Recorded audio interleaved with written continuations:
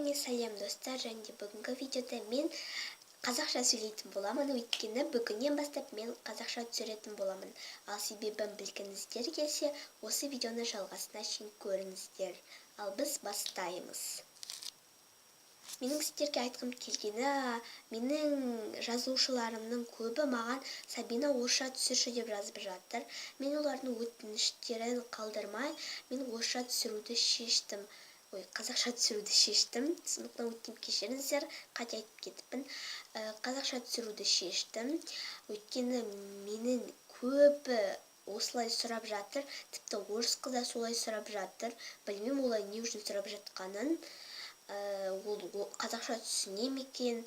Сондықтан мен бүгіннен бастап қазақша түсіруді шештім. Ал сіздер менің екінші каналымды білетін болсаңыздар, Мисс Сана деп аталады.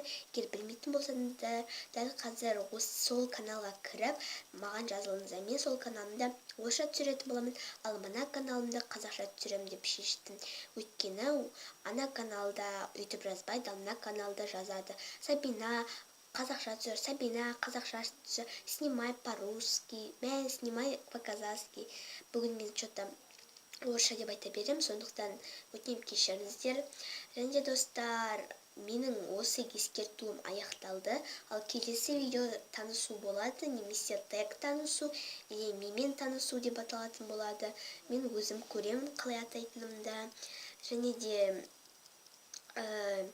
Және де достар, егер бұл видео сіздерге қызық болса, лайк басыңдар, менің каналыма жазылыңыздар.